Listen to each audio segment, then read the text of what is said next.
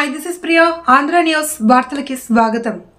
పోషక విలువలతో కూడిన ఆహారం తీసుకోకపోవడం వల్ల అనేక సమస్యలు ఉత్పన్నమవుతాయి అని ప్రధానంగా చిన్నారులు, గర్భిణులు, బాలింతల్లో పోషకాహార లోపం అధికంగా కనిపిస్తోంది అని అటువంటి వారిని గుర్తించి వారికి అదనపు పోషణ ఇవ్వాలి అని printing and minting corporation of India limited independent director Chilukuri Ram Kumar అన్నారు. మండలంలోని కత్తిపూడి మరియు మండప గ్రామాల్లో గల అంగన్వాడీ కేంద్రాలను printing and minting corporation of India బృందంచే చిలుకూరి రామ్ కుమార్ కంపెనీ మేనేజింగ్ సభ్యులతో కలిసి పర్యటించి పౌష్టికాహార లోపం గల పిల్లల యొక్క వివరాలను తెలుసుకున్నారు. ఈ సందర్భంగా ఆయన మాట్లాడుతూ పోషకాహారంలో తీసుకోవడం వల్ల చిన్నారుల్లో ఎదుగుదల లోపం, బరువు లేకపోవడం వంటి సమస్యలు ఉత్పన్నమవుతాయి. గర్భిణులలో పిండం సరిగ్గా ఎదగకపోవడం, పుట్టబోయే బిడ్డ మానసిక స్థితిపై ప్రభావం వంటి సమస్యలు తలెత్తుతాయి అని ప్రాథమిక దశలోనే పోషకాహార లోపాన్ని గుర్తించి దాని నివారణకు చర్యలు తీసుకోవాలి అని తెలిపారు. ఈ కార్యక్రమంలో printing and minting deputy manager Jetti Raju, deputy general manager Anitha Valavala, mandal BJP president Padala Nagu, ICDS CDPO Padmavathi, supervisor Rajani, anganwadi టీచర్లు, సిబ్బంది తదితరులు పాల్గొన్నారు. జిల్లాలో ఉన్న అంగన్వాడీ సెంటర్స్లో దగ్గర 3500 మంది పిల్లలు అండర్ వెయిట్ ఉన్నారని ఒక ప్రముఖమైన పత్రికలో చూడడం జరిగింది. కొంత బాధ కలిగింది. చిన్న పిల్లలు ఆ వయసులో ఉండవలసిన వెయిట్ ఉండకపోవడం, మాల్ న్యూట్రిషన్తో సఫర్ అవుతున్నారని ఇది మన మింట్ కంపెనీ SPMCL వారికి తెలియజేయడం జరిగింది. ఆ కంపెనీలో నేను కూడా డైరెక్టర్గా ఉన్నాను. అలాగే CSR కమిటీలో కూడా నేను సభ్యుడిని. కమిటీకి తెలియజేయడం జరిగింది ఇది పరిస్థితి, మనం ఏమన్నా చేస్తే బాగుంటుందని. అదేవిధంగా కలెక్టర్ గారిని కూడా కలిసి పరిస్థితి వివరించి ఒక ప్రాజెక్టు టేకప్ చేస్తే బాగుంటుందని తెలియజేయడం. ఆ విధంగా కంపెనీ యాజమాన్యం కూడా బోర్డ్ ఆఫ్ డైరెక్టర్స్లో నేను కూడా ఒక సభ్యుడిని, మిగిలిన డైరెక్టర్స్ అందరూ కూడా దీనికి సమర్థం తెలియజేయడంతో ఈ ప్రాజెక్టు టేకప్ చేయడం జరిగింది. ముఖ్య ఉద్దేశం ఏదైతే అండర్ వెయిట్ పిల్లలు ఉన్నారో వాళ్ళకి ఎడిషనల్ న్యూట్రిషన్ సపోర్ట్, అంటే అంగన్వాడీ సెంటర్స్లో న్యూట్రిషన్ ఫుడ్ ఇవ్వడం జరుగుతుంది, కానీ అది సరిపోవట్లేదు ఈ పిల్లలకి వివిధ కారణాల వల్ల. సో ఎడిషనల్గా నెయ్యి, అదేవిధంగా చిక్కీలు ఈ సప్లై చేయడం, ప్రతి నెల ఒక నెయ్యి డబ్బా, ఒక 25 చిక్కీలు ఇవ్వడం జరిగింది. 6 నెలల తర్వాత దగ్గర 78% పిల్లలు ఎవరైతే అండర్ నరిష్డ్ ఉన్నారో వాళ్ళంతా కూడా నార్మల్ వెయిట్ ఉండడం జరిగింది. ఈ ప్రాజెక్టు సక్సెస్ అయినందుకు చాలా సంతోషంగా ఉంది. రేపు కలెక్టర్ గారితో రివ్యూ మీటింగ్ ఉంటుంది. అదేవిధంగా ICDS PD గారితో కూడా రివ్యూ ఉంటుంది. కంపెనీకి సంబంధించిన సీనియర్ మేనేజ్మెంట్కి సంబంధించిన వారు ముగ్గురు కూడా హైదరాబాద్ నుంచి వచ్చి ఈరోజు కొన్ని సెంటర్స్ విజిట్ చేయడం, ఇక్కడ మన మండపంలో ఉన్న సెంటర్ని విజిట్ చేసి రికార్డ్స్ అన్ని పరిశీలించి వెరిఫై చేయడం కూడా జరిగింది తల్లిదండ్రులతో. సో ఈ ప్రాజెక్ట్ సక్సెస్ అయినందుకు చాలా సంతోషంగా ఉంది. ఇలాంటి ప్రాజెక్ట్స్ మన జిల్లాలో విద్యకి సంబంధించి కానీ ఆరోగ్యానికి సంబంధించి తప్పకుండా నా వంతు నేను డిస్ట్రిక్ట్ అడ్మినిస్ట్రేషన్తో అదేవిధంగా మా కంపెనీ వాళ్ళతో సంప్రదించి చేయడం జరుగుతుంది. ధన్యవాదాలు. జంగారెడ్డిగూడెంలో Trinetra multi speciality హాస్పిటల్ను Eluru MP పుట్టా మహేష్ యాదవ్, పోలవరం ఎమ్మెల్యే సిరి బాలరాజులు ప్రారంభించారు. ఈ సందర్భంగా వారు మాట్లాడుతూ జంగారెడ్డిగూడెం ప్రాంతంలో హాస్పిటల్ ప్రారంభించి చాలా సంతోషంగా ఉంది అని, హైదరాబాద్లో ఏ విధంగా అయితే కార్పొరేట్ హాస్పిటల్లో ఉన్నాయో ఏర్పాటు చేసిన డాక్టర్ చవల నాగేంద్ర కుమార్, డాక్టర్ సమత వారిని అభినందించారు. ఈ సందర్భంగా డాక్టర్ చవల నాగేంద్ర బాబు మాట్లాడుతూ గత 6 సంవత్సరాలుగా జంగారెడ్డిగూడెంలో త్రినేత్ర హాస్పిటల్ ప్రారంభించడం జరిగింది అని, ఏరియా ప్రజలందరూ సుపరిచితులేనని, త్రినేత్ర మల్టీ స్పెషాలిటీ హాస్పిటల్ త్వరలోనే ఆరోగ్యశ్రీ సేవలు అందిస్తామని తెలిపారు. ఈ కార్యక్రమంలో జెట్టి గున్నాథరావు, మండవ లక్ష్మణరావు, పెనుమర్తి రామ్ కుమార్, పర్మి సత్యనారాయణ, టీడీపీ మండల president సాయల్ Satyanarayana, town president Ravuri Krishna, Kondreddy Kishore, Janasena జిల్లా ప్రధాన కార్యదర్శి గడ్డమడుగు రవికుమార్, పోలవరం టీడీపీ ఇన్ఛార్జి బొర్గం శ్రీను, శీలం వెంకటేశ్వరరావు, మొగపర్తి సోంబాబు, పారేపల్లి రామారావు, పరిమి రాంబాబు, మిడతా పెంటయ్య గౌడ్, షేక్ ముస్తఫా, చిట్రోజు తాదాజీ, చవల అప్పలరాజు, టీడీపీ, బీజేపీ, జనసేన నాయకులు పాల్గొన్నారు. ఈవెన్ వెంటిలేటర్స్ కానీ, డయాలసిస్ కానీ, లాప్రోస్కోపిక్ సర్జరీస్ కానీ అందుబాటులో తక్కువ ఖర్చులో అయ్యేలాగా మేము ప్రజల ముందుకు తీసుకొస్తున్నాం. ఈ సద్వినియోగం చేసుకోండి. నెక్స్ట్ పాత హాస్పిటల్కి మనకు ఆరోగ్యశ్రీ సేవలు ఉన్న ఈ కొత్త హాస్పిటల్కి సూపర్ స్పెషాలిటీ ఆరోగ్య సేవలు తీసుకురావడానికి ప్రయత్నిస్తున్నామండి. కొత్త త్వరలో తీసుకొస్తాం కూడా. అంటే general medicine, general surgery, gynaec department, paediatrics, ENT surgeries ఉన్నాయండి. ఈ ఫెసిలిటీస్ అన్ని మీకు అందుబాటులో మోడర్న్ పద్ధతుల రూపంలో అందిస్తాము. చేసిన ప్రజానికాన్ని అందరికీ ధన్యవాదాలు తెలుపుకుంటాం. ఈ కార్యక్రమానికి విచ్చేసిన ఎంపీ గారు పుట్టా మహేష్ యాదవ్ గారు, ఎమ్మెల్యే గారు పోలవరం ఎమ్మెల్యే గారు చెర్రి బాలరాజు గారు విచ్చేసినందుకు ప్రత్యేక ధన్యవాదాలు తెలుపుతున్నాను హాస్పిటల్ తరపు నుంచి. స్థలంలో ప్రతి విషయంలో కూడా అటు రైతుల విషయంలో కానీ, ఇటు ఉద్యోగ విషయంలో కానీ, అలాగే అభివృద్ధి విషయంలో కానీ మన ఏలూరు పార్లమెంట్కి సంబంధించి 7 నియోజకవర్గాలు ఈరోజు అభివృద్ధి పనులు ముందుకు వెళ్తున్నాయి. తప్పకుండా ఆయన ఏదైతే మనం ఎన్డీఏ కూటమిలో ఏదైతే చంద్రబాబు నాయుడు గారు, అలాగే ఈరోజు అందరూ కూడా ప్రతి ఒక్కరు కూడా అభివృద్ధి పనులు ముందుకు వెళ్తున్నారు. అలాగే రోడ్ల విషయంలో కానీ ప్రతి దాంట్లో కూడా ఈరోజు ప్రభుత్వం ముందడుగు వేస్తుంది. ఈరోజు ఏదైతే పంచాయతీల్లో రోడ్లు గురించి, సీసీ రోడ్లు కానీ, డ్రైనేజీలు కానీ ఈరోజు తీర్మానం చేయడం జరుగుతుంది. వారందరూ కూడా ప్రతి నియోజకవర్గంలో కూడా ఎంపీగా నిధుల నుంచి కానీ, అలాగే పంచాయతీ రాజ్ శాఖ నుంచి కానీ నిధులు రావడం జరిగింది. దీనికి నిదర్శనం ఏంటంటే గత 5 ఏళ్ల రాక్షస పాలనలో ఈరోజు విముక్తి పొంది ఎన్డీఏ కూటమి వచ్చింది, అధికారంలోకి వచ్చిన 2 నెలల్లోపే ఇంతటి రోజు అభివృద్ధి చూస్తున్నారు ప్రజలందరూ కూడా. తప్పకుండా ఏదైతే మేము ఎన్నికలు ఇచ్చినటువంటి హామీని నెరవేర్చే విధంగా రోజు ప్రతి ఒక్క ఎమ్మెల్యేలు కానీ, మంత్రులు కానీ, ఎంపీలు కానీ పనిచేస్తున్నారు. ఇదంతటికీ కూడా మీరు జంగారెడ్డిగూడెంలో కూడా ఇంత మంచి హాస్పిటల్ ఉండడం, మల్టీ స్పెషాలిటీ హాస్పిటల్, అది కూడా అందరూ కూడా ఈ సౌకర్యం వాడుకోవాలి. ఎందుకంటే ఎక్విప్మెంట్స్ అన్నీ కూడా హై-ఎండ్ ఎక్విప్మెంట్స్ పెట్టారు. ఈ హాస్పిటల్ కూడా హైదరాబాద్లో ఒక మల్టీ స్పెషాలిటీ హాస్పిటల్ ఎట్లా ఉంటుందో అలాగే ఉంది ఈ హాస్పిటల్ కూడా. అలాగే వాళ్ళ ఫ్యామిలీ, ఆయన వాళ్ళందరూ డాక్టర్సే. సో ఎలాంటి ఇష్యూ ఉన్నా కూడా ఈ హాస్పిటల్కి రావచ్చు. అలాగే ఇక్కడ చాలామంది కార్యకర్తలు వచ్చారు. ప్రతి ఒక్కరిని కలిసి ఫోటోలు దిగాలని ఉంటుంది. అందరికీ కూడా తక్కువ టైం ఉండడం వల్ల, ఇంకొక ప్రోగ్రాం ఉండడం వల్ల కలవలేకపోయి ఉండొచ్చు. అందరూ కూడా పెద్ద ఎత్తున వచ్చిన ప్రతి ఒక్క కార్యకర్తలకి, జనసేన కార్యకర్తలకి, టీడీపీ కార్యకర్తలకి, అలాగే బీజేపీ కార్యకర్తలకి ప్రతి ఒక్కరికి పేరు పేరున నమస్కారాలు తెలుపుకుంటాను. ఇవాళ చింతల్పూడిలో ప్రతి ఒక్క ప్రోగ్రాం ఏది చేసినా కూడా ఇవాళ భద్రాచలం కోవూరు రైల్వే గురించి కూడా మేము మాట్లాడుతున్నాం. అలాగే ఇక్కడ రోడ్స్ గురించి కూడా ప్రతి ఒక్కరు చింతల్పూడిలో రోడ్స్ గురించి మాట్లాడుతున్నారు. ఇవాళ రోడ్స్ గురించి కూడా ప్రతి టైం ఆ రోడ్స్ గురించి డిస్కషన్ జరుగుతుంది. పీపీఏ మోడల్లో ఈ రోడ్స్ అన్నీ కూడా డెవలప్మెంట్ చేయాలనేది చంద్రబాబు నాయుడు గారి ఐడియా, సీఎం గారి ఐడియా.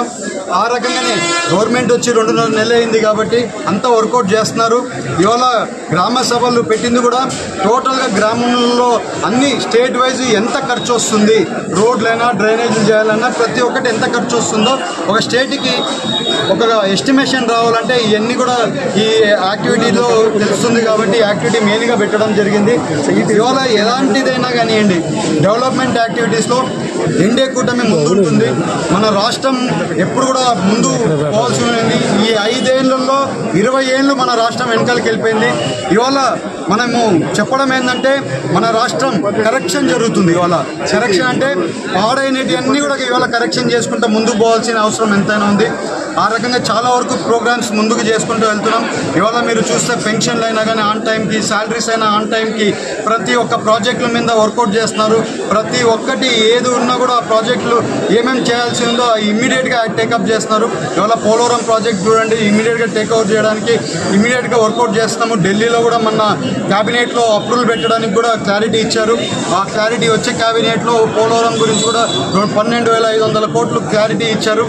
అలాగే ఇవాళ మీరు చూస్తే వేరే ఇరిగేషన్ ప్రాజెక్ట్స్ అన్నీ కూడా లైన్లో పెట్టడానికి టెండర్లు పిలుస్తున్నాం. ఇవాళ లెఫ్ట్ మెయిన్ బ్రాంచ్ కెనాల్లో ఆగిపోయిన వర్క్స్కి టెండర్లు పిలుస్తున్నాం. అలాగే వేరే ప్రాజెక్టులు ఇరిగేషన్ ప్రాజెక్టులు ఉండేవి అన్నీ కూడా టెండర్లు పిలవడానికి రెడీ చేస్తున్నారు. ప్రతి ఒక్కటి మీకు ఇప్పుడు చెప్పినట్లు ప్రతి ఒక్కటి యాక్టివిటీ మీద రీకరెక్షన్ జరుగుతుంది.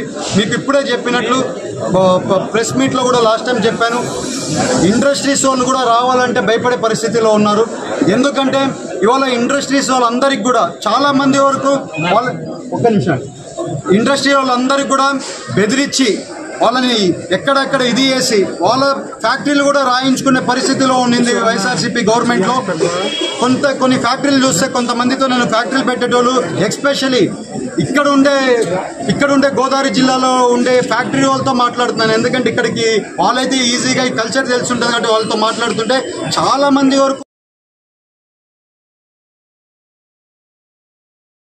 పిఠాపురం పట్టణంలోని సూర్యరాయ విద్యానంద గ్రంథాలయం నందు శుక్రవారం సాయంత్రం పిఠాకపుర కళావేదిక ప్రారంభోత్సవ కార్యక్రమం నిర్వహించారు. ఈ కార్యక్రమానికి ముఖ్య అతిథిగా డాక్టర్ ఉమర్ ఆలిషా, పిఠాపురం మాజీ ఎమ్మెల్యే ఎస్పీఎస్ఎన్ వర్మ హాజరై రిబ్బన్ కట్ చేసి ప్రారంభించారు. ఈ సందర్భంగా వారు మాట్లాడుతూ పలు సాంస్కృతిక కార్యక్రమాలకు ఈ వేదిక నిలయం కావాలని ఆకాంక్షించారు. మరియు మన ఊరు మన బాధ్యత సంస్థ సభ్యులను అభినందించారు. ఈ కళా వేదిక కోసం కృషి చేసిన మన ఊరు మన బాధ్యత సభ్యులను కొనియాడారు. ఈ కార్యక్రమంలో Badam Uday Suryaprakash, Kondepudi Shankarrao, Allavarapu Naresh, Burra Krishnamraju, KVS Prasad, K Apparao, Vennapu Chakradhar, P Ramachandrarao తదితరులు పాల్గొన్నారు.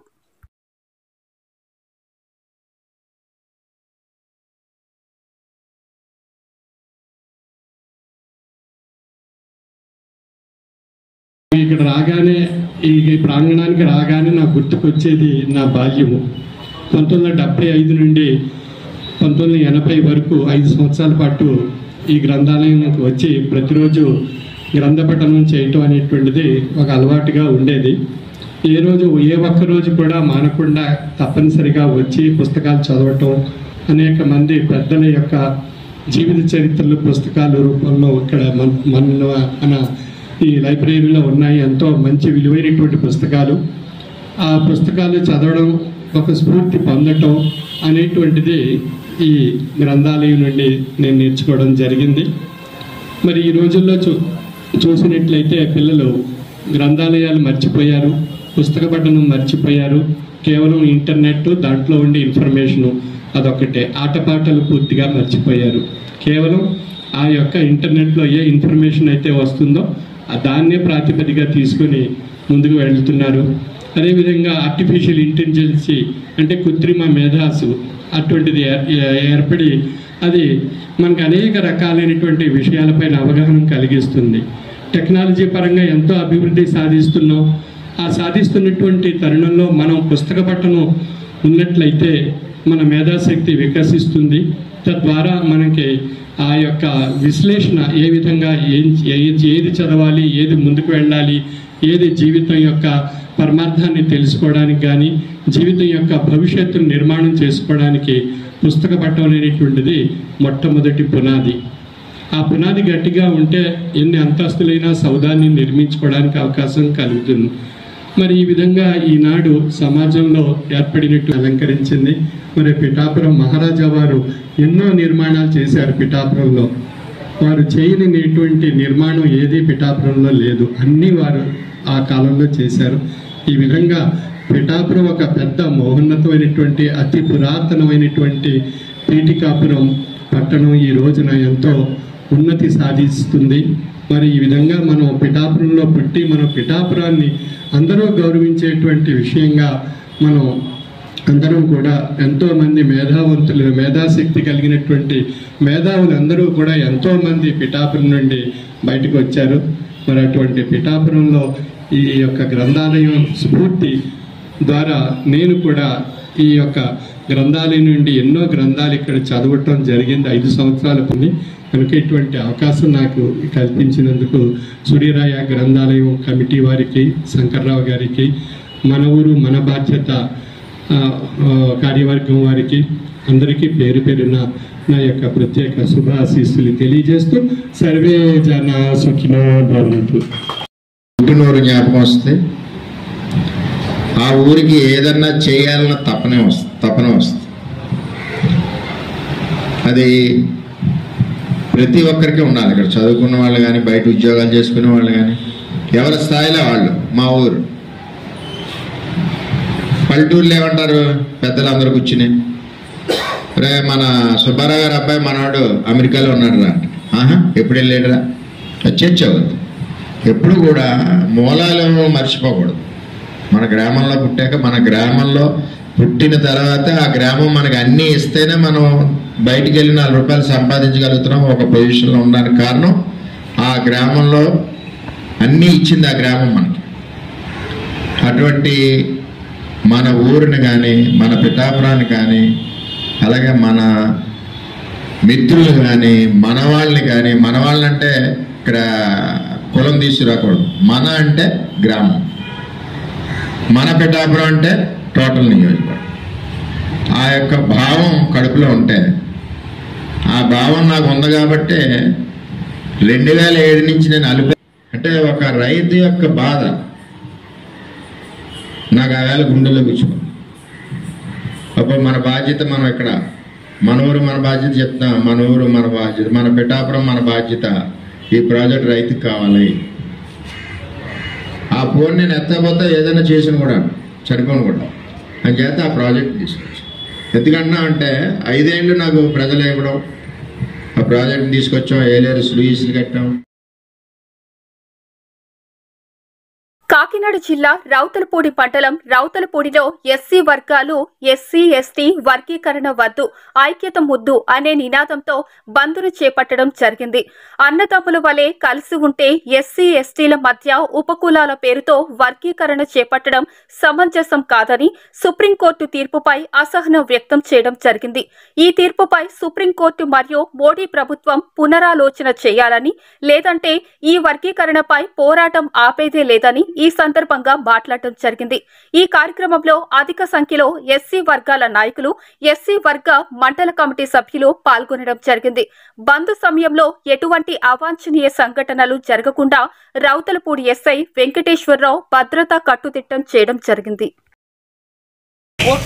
తిరుగుతూ మందకృష్ణ గారు అన్నదమ్ముల్లా కలిసి ఉండాల్సిన మరి దళితులందరినీ కూడా మరి ఏబిసిడి ఉపకులాలుగా విభజించాలనేటువంటి ఆయన పోరాట ఫలితంగా అతనికి జరగాల్సిన న్యాయం కన్నా అన్యాయమే ఎక్కువ జరిగింది.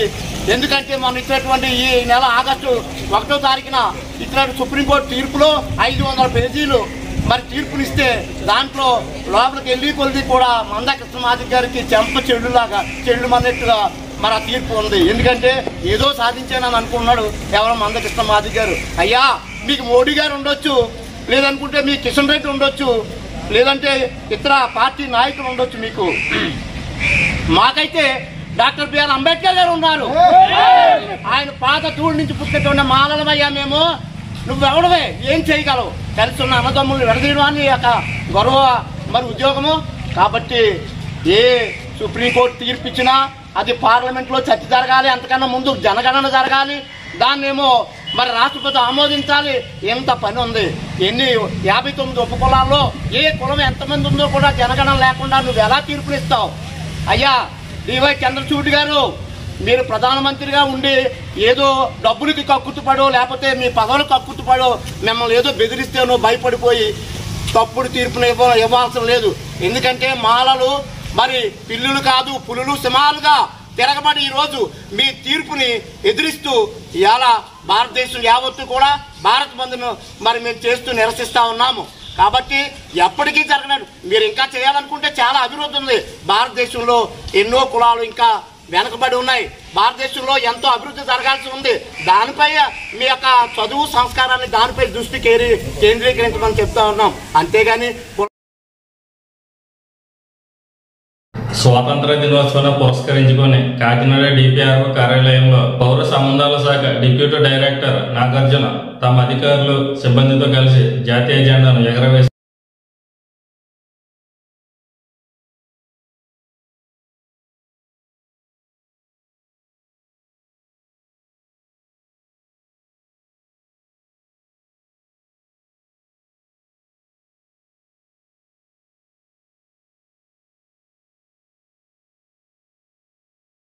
ఆంధ్ర న్యూస్ వార్తలకి స్వాగతం. నేను ప్రియ.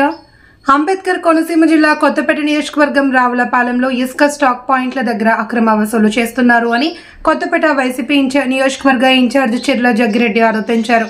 చంద్రబాబు మాటలకు అర్థాలే వేరలే అన్నట్లుగా ఉచిత ఇసుక విధానం అని చెప్పి లారీ ఇసుక 11,000కు అమ్ముకుంటున్నారు అని రావులపాడు వద్ద ఉన్న ఇసుక స్టాక్ పాయింట్ వద్ద సోమవారం ఆయన పార్టీ శ్రేణులతో కలిసి ఆందోళన చేపట్టారు. ఉచితం పేరుతో అక్రమ వసూలు చేస్తున్నారు అని ధ్వజమెత్తారు.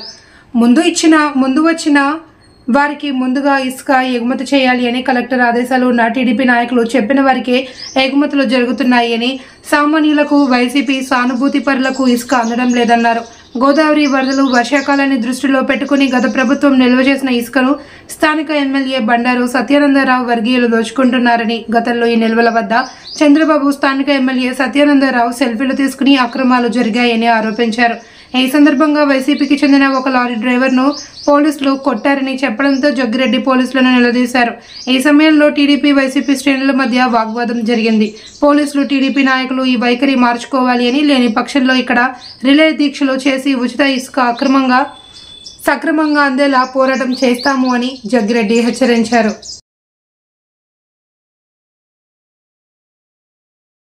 కేవలం కొంతమందికి మాత్రమే కొత్తపేట నియోజకవర్గం వాళ్ళు ఎవరికి కూడా ఇక్కడ ఇసుక లోడ్ చేయకుండా కేవలం విశాఖపట్నం లేదా ఉన్నటువంటి మరి విజయవాడ మేము పట్టుకెళ్తున్నాం అనే విధంగా మరి వాళ్ళు ఇక్కడ నుంచి ఇసుక అంతా కూడా మరి దోచేసే కార్యక్రమం చేస్తున్నారు. దీని మీద ఏదైతే కొంతమంది లారీ ఓనర్లతో మాట్లాడో మీరు కూడా విన్నారు. ఎవరైనా సామాన్యులు చంద్రబాబు నాయుడు గారు మాట నమ్మి ఇసుక ఉచితంగా దొరుకుతుంది కదా అని ఇక్కడికి వస్తుంటే వారి దగ్గర 11,000 రూపాయలు కలెక్ట్ చేసి అప్పుడు లోపల పంపించే కార్యక్రమం చేస్తున్నారు. ముఖ్యంగా ఏదైతే మరి మేము అడుగుతున్నాం, గతంలో చంద్రబాబు నాయుడు గారు మరి సెల్ఫీ ఫోటోలు తీసుకున్నారు, తప్పలేదు. ఇప్పుడు వచ్చి తీసుకోవాలని కోరుతున్నాను. ఏం చేద్దంటే ఏదైతే మరి తెలుగుదేశం పార్టీ నాయకులు చేస్తున్న దందాన్ని, కూటమి వారు చేస్తున్న దందాన్ని మరి నిలువరించాలని కోరుతున్నాం. ఏదైతే గతంలో వారు సెల్ఫీ ఫోటోలు తీసుకోవడం కాదు, ఇక్కడ 1100 కూడా మరి 11,000 ఎవరు కలెక్ట్ చేస్తున్నారో చెప్పాలని బాధ్యతను అడుగుతున్న ఒకటో విషయం. రెండోది, ఇక్కడ ఏదైతే బయట నుంచి వచ్చేటువంటి వెహికల్స్ ని కేవలం అన్ని కూడా 4 రోజులు 5 రోజులు ఆపేసి ఎవరైతే కప్పం కట్టారో బీ ట్యాక్స్, బండారు ట్యాక్స్ అని పెట్టారు. స్థానిక శాసనసభ్యుడు గారు ఇక్కడ వరదల మీద ఆయనకి పట్టింపు లేదు కానీ చక్కగా వ్యాపారం మరి కడుపు నీళ్లు కదలకుండా చేసుకుంటూ ఉన్నారు. అంచేత మరి 11,000 రూపాయలు కలెక్ట్ చేస్తూ దానికి స్లిప్ ఇచ్చి ఆ స్లిప్ ఇచ్చిన బండి మాత్రమే లోపల పంపే కార్యక్రమం చేస్తున్నారు. మిగిలిన అన్ని కూడా పాపం డ్రైవర్లు ఎక్కడెక్కడి నుంచి వచ్చిన వాళ్ళు 5 రోజులు వాళ్ళ లారీలు పెట్టుకుని వారికి గిట్టుబాటు లేక ఇబ్బందులు పడుతున్నారు. కాబట్టి కొత్తపేట నియోజకవర్గ ప్రజలు ఎవరికి కూడా ఇసుక ఇవ్వట్లేదు. కాబట్టి మిగిలిన రీచ్లు 1-2 రీచ్ల్లో పద్ధతిగా చేస్తున్నారు. అలాగే ఇక్కడ యూనియన్తో మాట్లాడుకుని అందరికీ మళ్ళీ పార్టీల ప్రకారం విభజించకుండా అందరికీ ఇచ్చే వ్యవహారం చేస్తే తప్పనిసరిగా మేము కూడా ప్రజలకు ఉచిత ఇసుక అందడంలో మేము సహకరిస్తాం. అంతేగాని ఏదో వాళ్ళ పార్టీ ఆస్తిలాగా ఇక్కడ కేవలం తెలుగుదేశం పార్టీ చేసిన వాళ్ళకి ఇస్తాం, కేవలం ఇక్కడ నుంచి విశాఖపట్నం అమ్మేయడానికి ఇస్తాం, మాకు ఎవరికి అప్పం కడితే వారికి ఇస్తామంటే తప్పనిసరిగా ప్రతిఘటించే కార్యక్రమం చేస్తాం. ఈ రోజు నేను వస్తున్నానని చెప్పి లోడింగ్ కూడా ఆపేశారు. మళ్ళీ అవసరమైతే రోజు వచ్చి ఇక్కడ కూర్చుంటాం. రోజు వచ్చి ఇక్కడ కూర్చుని మరి పద్ధతి ప్రకారం వెళ్ళకపోతే నడిపించకపోతే మేము దగ్గరుండి ఈ కొత్తపేట నియోజకవర్గ ప్రజలకి ఉచితంగా అందించేటువంటి కార్యక్రమం తప్పనిసరిగా ప్రభుత్వం ఏదైతే చంద్రబాబు గారు చెప్పారో దాని ప్రకారం మేము చేయించాం. రామచంద్రపురం నియోజకవర్గం ద్రాక్షారామం గ్రామంలో అజాఖానే జహారా పంజాలో హజరత్ ఇమాం హుస్సేన్ దహోమా అని ఘనంగా నిర్వహించారు. ఈ కార్యక్రమం హిజ్రీ ఉర్దూ 1440 నుండి నిర్వహించబడుతుంది. దహూమ్ అనగా మొహరం రోజు నుండి 10వ రోజు నిర్వహిస్తారు. ఈ కార్యక్రమానికి ఇరాన్ నుంచి షియా మత గురువు గారు మౌలానా డాక్టర్ సయ్యద్ షమీం రజా రిష్వి మల్లిష్ చదివారు. మజ్లిస్ అనంతరం షియా సోదరులు మాత్రమే జులూస్ మాత్రం నివాళులు అర్పించారు. ఈ కార్యక్రమానికి పలు రాష్ట్రాల నుండి తెలంగాణ, కర్ణాటక, తమిళనాడు, ఒరిస్సా, ఆంధ్ర జిల్లాల నలుమూలల నుండి ముస్లిం సోదరులు పాల్గొన్నారు. ఈ కార్యక్రమంలో మండపేట వాస్తవ్యులు గులాం అబ్బాస్ 1980లో ప్రారంభించారు.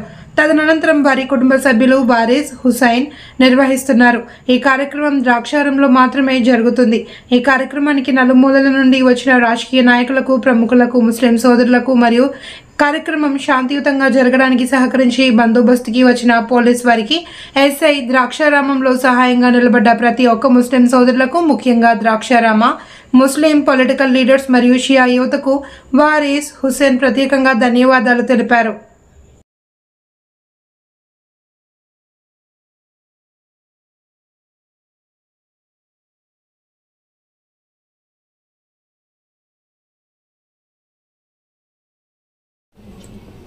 కర్నూలు, షరీన్ నగర్, ఆదోని, అరుణాజ్యోతి నగర్లలో కార్డన్ సెర్చ్ ఆపరేషన్లు నిర్వహించారు.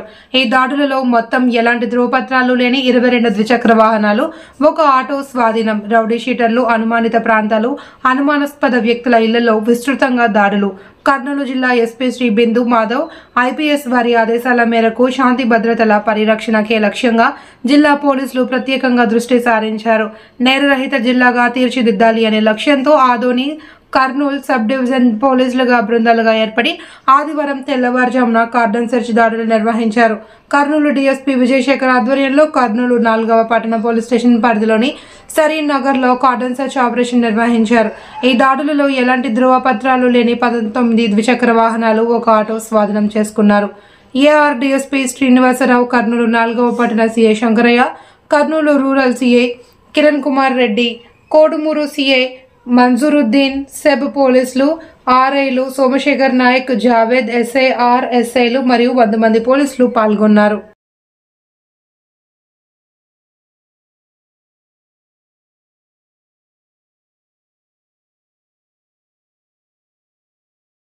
ఆంధ్ర న్యూస్ వార్తలకి స్వాగతం. నేను ప్రియా.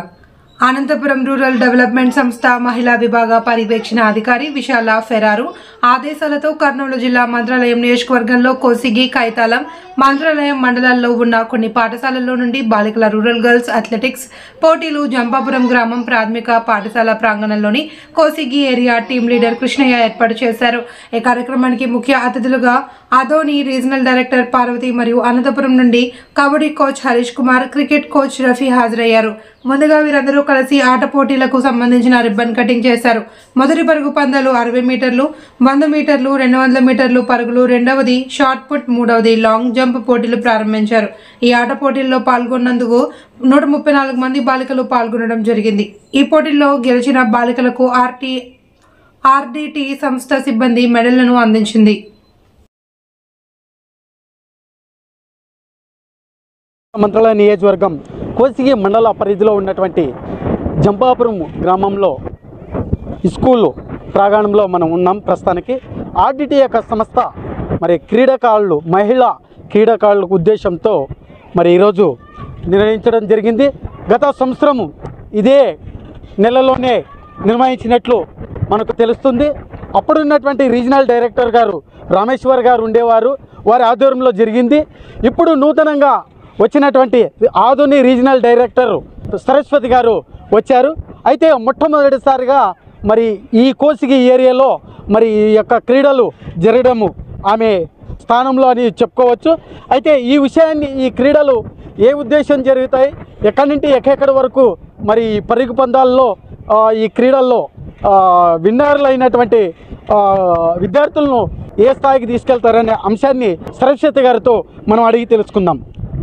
సరస్వతి గారు, ఈరోజు మరి జంపాపురం గ్రామంలో ఈ స్కూలు ప్రాంగణంలో ఈరోజు క్రీడాకారులను నిర్మించడం జరిగింది.